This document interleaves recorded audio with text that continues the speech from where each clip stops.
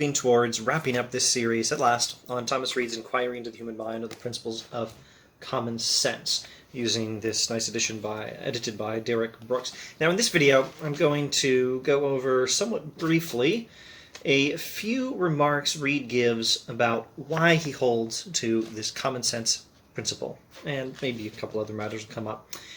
Now, which common sense principle am I talking about? Well, perception. You know what? Before I continue, let me make it clear where I am in the text. We are in chapter 5 on the faculty of sight. No, make that chapter 6 on the faculty of sight. And we are in section 20 of chapter 6. Perception, as we here understand it, hath always an object distinct from the act by which it is perceived.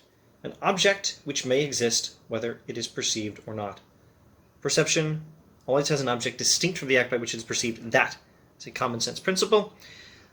I am aware that this belief which I have in perception stands exposed to the strongest batteries of skepticism, but they make no great impression upon it. The skeptic asks me, why do you believe the existence of the external object which you perceive? Reid replies, this belief, sir, is none of my manufacture. It came from the mint of nature. It bears her image and superscription, and if it is not right, the fault is not mine. I even took it upon trust and without suspicion. Reason, says the skeptic, is the only judge of truth, and you ought to throw off every opinion and every belief that is not grounded on reason. Reid replies, why, sir, should I believe the faculty of reason more than that of perception? They came both out of the same shop, and were made by the same artist, and if he puts one piece of false ware into my hands, what should hinder him from putting another? Beautiful paragraph. The skeptic wants us to only believe what we could prove by reason. Reid will believe the common sense principle that what we perceive exists independently of perception, and the skeptic might challenge him that he should only believe what he can be proved by what he can prove with reason. And Reid's response is, if you want me to trust reason, why shouldn't I trust perception? Those are both gifts of God. Those are both components of human nature. They came both out of the same shop and were made by the same artist. And if God gave me untrustworthy perception, why should I trust the reason God gave me? Why, sir, should I believe the faculty of reason more than that of perception?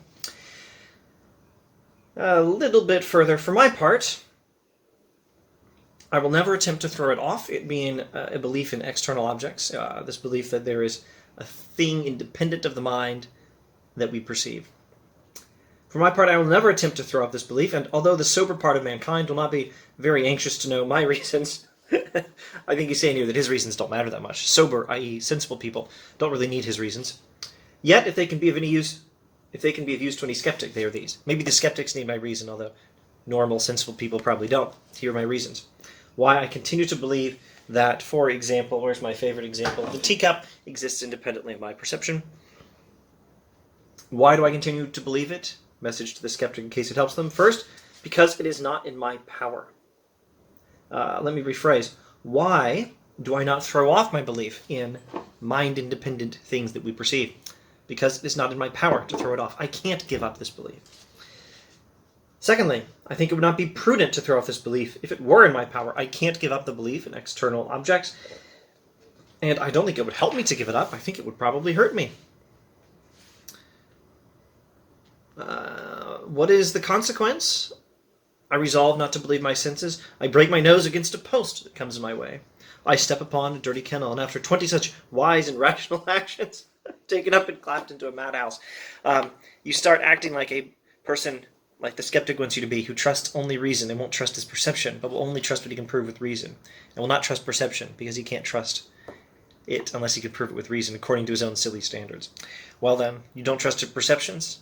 Well, you'll be lucky if you don't get killed by a bus on the first day, but you might, for being wise and rational in this, by these standards of the skeptic, you might get locked up in a madhouse.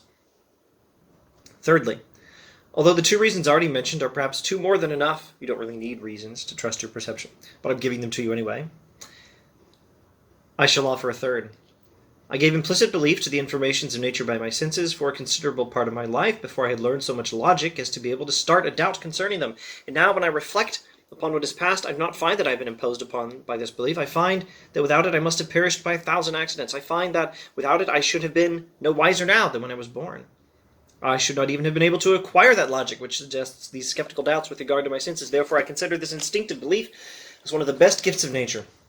I thank the author of my being who bestowed it upon me, before the eyes of my reason were open, and still bestows it upon me to be my guide where reason leaves me in the dark. And now I yield to the direction of my senses, not from instinct only, but from confidence and trust in a faithful and beneficent monitor, grounded upon the experience of his paternal care and goodness. He's going to keep trusting God, who gave him this faculty of perception, and he trusts the faculty of perception as well as the God who gave it, because this faculty of perception has served him well in the past.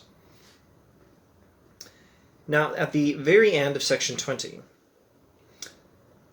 all that we know of nature or of existences may be compared to a tree which hath its root, trunk, and branches. In this tree of knowledge, perception is the root, common understanding is the trunk, and the sciences are the branches. Don't cut off the root.